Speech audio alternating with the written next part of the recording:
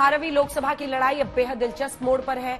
लोकसभा के 7 चरणों में से 4 चरण का चुनाव हो चुका है। प्रधानमंत्री मोदी से लेकर एनडीए का हर नेता 400 पार का दावा कर रहा है, लेकिन इस दावे के बीच इंडिया गठबंधन ने अपना एग्जिट पोल भी जारी किया। आपको दिखाने जा रहे हैं हम इंडिया गठबंधन वाले नेताओं में कौन एनडीए को कितनी सीटें दे रहा है। इसके साथ ही आपको बता दें कि लोकसभा के चौथे चरण तक देश के 28 में से 19 राज्यों में चुनाव संपन्न हो गया, खत्म हो गया।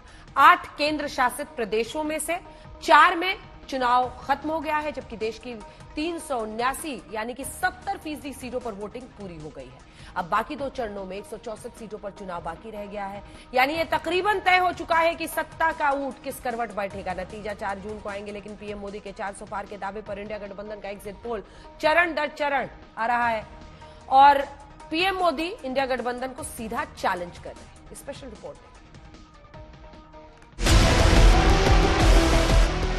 400 पार ये नारा नहीं है, 400 पार ये हकीकत है। ये 400 पार ये देश ने कहा है हमको करने के लिए।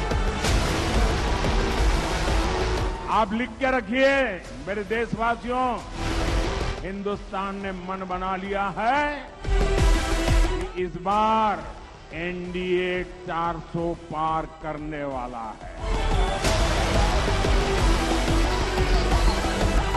मोदी को 400 सीटें चाहिए ताकि कांग्रेस कश्मीर में धारा 370 को फिर से वापस ला करके चिपका न दे। अब की बार 400 पार, अब की बार 400 पार, 400 सीटें चाहिए ताकि कांग्रेस अयोध्या में राम मंदिर पर बाबरी ताला ना लगा दे। 24 में 400 पार। भारत के संविधान ने जो आरक्षण दिया है ये वोट बैंक के लिए, उसमें डाका न डाले, इसलिए 400 सीट चाहिए। क्या मोदी का 400 पार का नारा सच साबित होगा? चौथे चरण के बाद इंडिया गठबंधन का एग्जिट पोल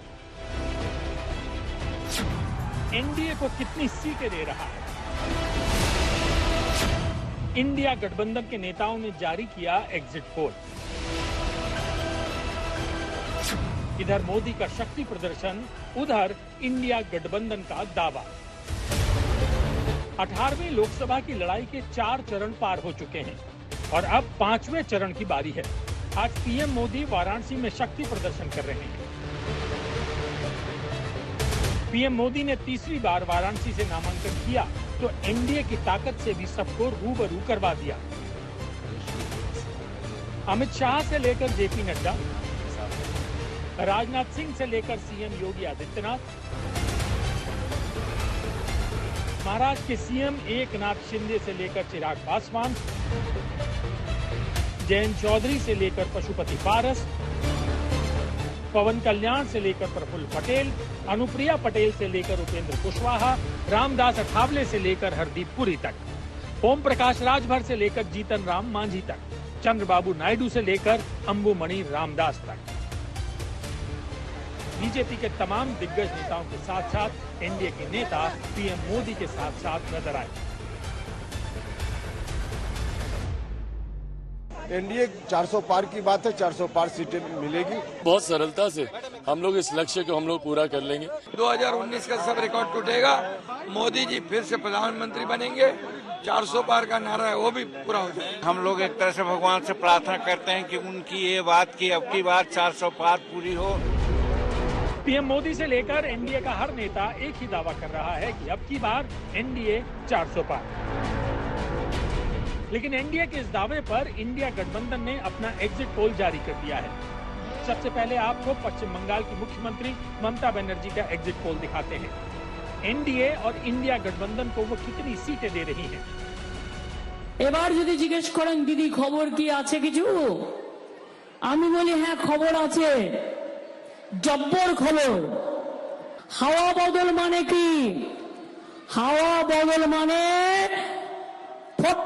খালি গ্যারেন্টি বদল হচ্ছে, কেউ ভয়ে বলতে পারছে, কেউ পারছে না। এখনো পর্যন্ত যা মোটামুটি এসছে, 4th প্লেস হয়ে গেছে, তাতে 195 থেকে 200-র মধ্যে বিজেপি বড় জোর হলে থাকতে পারে, আর ইন্ডিয়া জোট পাবে 295 থেকে 315। अब सवाल ये है कि ममता बनर्जी किस बिना पर इंडिया गठबंधन की सरकार बनवा रही हैं और एनडीए को 200 के आसपास सीटें दे रही हैं। आपको बता दें कि अभी तक 4 चरणों की वोटिंग हो चुकी है। पहले फेज में 19 अप्रैल को 102 सीटों पर 66.14% वोटिंग हुई।